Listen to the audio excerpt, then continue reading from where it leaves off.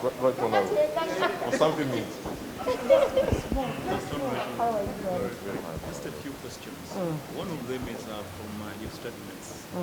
Of course, if somebody can drive from Kampala up to my home area to look for a brother, my brother, who is a town clerk in the village, to ask him such a question, it seems there is something is wrong.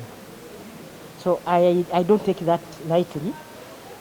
I will inform my boss, the head of state, that if somebody can drive from Kampala up to Kakumiro to look for my brother and ask him, what does this woman want? I cannot take that lightly. I told my brother, you tell that woman that what I want. 1, quality service. 2, I told him we want to account for every penny that is given in service to our people. 3, we need to really be transparent. We need to be transparent. Lastly, I thought we needed to also, be, how can I turn it? Where you have money which can be commensurate to the service given. Yes. So you went to Kasese on right on. You found out that the products that were being supplied. You also saw. You saw that. Did you? Were you happy to see? Have you constituted a committee that investigated this? Yes. When I came back, I did not take this lightly. We cannot continue like this. As the Prime Minister, I have some powers that are given to me by the Constitution. So I wrote to the Permanent Secretary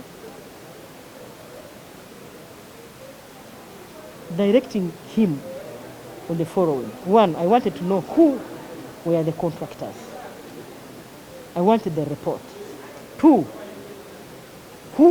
which officer was responsible for the purchase of such substandard items. 3, how much was it? And they gave me a report yesterday, and I was not satisfied. So I asked for further investigation into the matter. That's where we are. I have involved the IGG, I have involved police, I have involved the anti-corruption unit. So that, because if as a leader, if you are not satisfied, you have avenues you can use to investigate. Yes. Another one from me. Yesterday, Dr. Chris Marion was saying that in the list of the... N'abakutisatisa family. Oli yavuze n'ava e Kampala yasoma ne brother wange n'atuuka eri n'amugamba ekindeese oli mukwano gwange twasoma ffenna e Makerere. Naye muganda we ayagala ki? N'amugamba oyo kyayagala, ayagala service. Ekyokubiri kankubuulire yansibako ng'akyali kansala ku disitulikiti nga ndi NADS coordinator. Paka lwe yannyambako ne tusasula ssente za gavumenti. And that is it. Nze sina kyembaagalako, kyembaagaza kukola mirimu bulungi. Era njagala kukola olukiiko awo ku ofiisi yaffe ya Prime Minister ndabe nga abantu badda mu nteeko. Nze sina muntu gwe nnoonya, nze nnoonya service abantu baffe bannayuganda bafunemu kyokka. Sinaba mutegeeza, nja mutegeeza.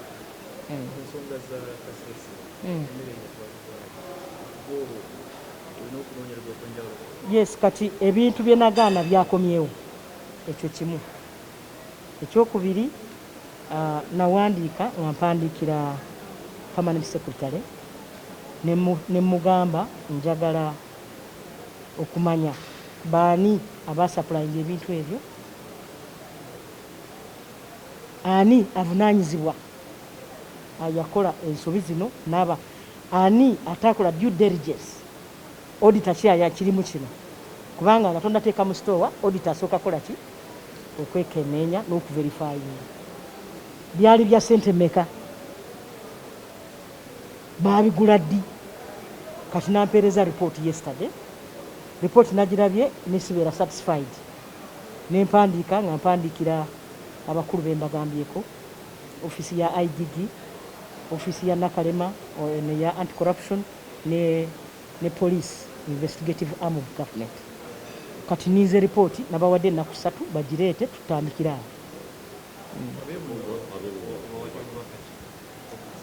Kuweereza bino bye tulimu ebya paalamenti ne bwa minisita bya buweereza. Tewali kati nga bw'olaba omusawo bw'ajjanjaba omulwadde n'awona awulira bulungi. Tewali kinsanyusa kati ng'ennaku zino okulaba abantu nga bafunye akasente nagana nasobodde okugulamu kakiro ka sukaali nga mpulira bulungi.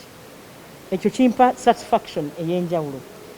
Nabagambye bannange tulina okulwana okulaba nga tutambula mu ministries, okulaba nga tuweereza abantu baffe, kubanga tubadde tuluzinga ababaka bangi almost buli kisanja nga bannaffe batuvaako ate abamu ng'olaba balungi nga buli kaseera wajja bapya. Gavumenti eba efiiriddwa experience ey'oli gye tumutaddemu. Ekyokubiri, gavumenti oba nabo bennyini ababaka kugamba nabo baba bafiiriddwa embeera ey'enjawulo. Ekyokusatu, abantu ababadde babaliko nga bamanyidde ate oyo aba amanyi akatimba okukwatwa n'ensoni ogamba bojo bano bakyali Banyayuganda kiki kukola ssente nabakyezo. So I need your prayers. Akuba Romisita izirege yagamba munyanyazi gwe lwanyaga nti ye twasoma ffene Makerere naye muganda wayagala ki? Ayagala ki omukazi oyo? Kati ebyo ebihabuzo, which means abantu abandi tubasambira omukubi. Nyowe mugambire bagambe tinyina kyenkwenda. Tinyina kyenkwenda, nkwenda kintu kimu, amananu.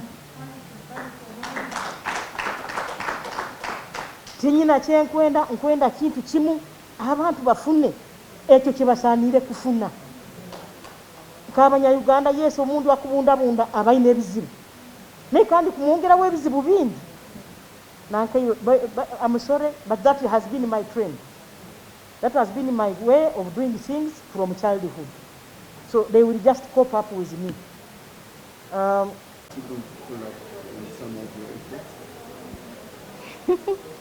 My brother told her, you know, my brother was a coordinator of NABS. He was a bit negligent during that time when we were having NABS coordinators at sub-county level. So they supplied the goats which were substandard to Nkoko sub-county where he was a NABS coordinator. I arrested him. My real brother. He told them, she arrested me. And that was way back when I was still a councillor in the district. So that is the Nabanja you have. Some time back, he also told them that in the year 2012, Kibale district was collecting money on roads. You also have these stories. So I saw the products of my people. The cost was going down terribly because business people could no longer come to Kakumiro because of those exorbitant prices, exorbitant charges they were putting on the road. I removed that roadblock. Remember, we even had to exchange. So I don't want anything that really makes my people suffer. Yes. Cost is not new in this country. I have seen several times ministers being scared and intimidated by those staff in those same ministries where they are heads. And maybe what I can say is for the Prime Minister not to fear. Just remain in her, to focus in her line of responsibilities so that she doesn't also go, I think, beyond where she's supposed to reach. I believe she's going to perform, and at least so far we have seen how she's doing well. I only want to encourage her to stand out and speak for the poor, the vulnerable Ugandan who has been suffocated in most of these institutions. For instance, when we go to the health sector, you see what the situation is so terrific. When we come to these other institutions, even in the local government, many of the staff there are being suffocated. Corruption has eaten almost all the institutions of this country. And when we have a Prime Minister who can come out and stand out and speak on what is happening in this institution, we feel proud. And we also pray and also request for these other staffs in these different ministries, or even other ministers in the other ministries, to also come out and speak about corruption, but also implement. They should implement. They should also be role models, apart from just making statements, political statements. It should be exemplary.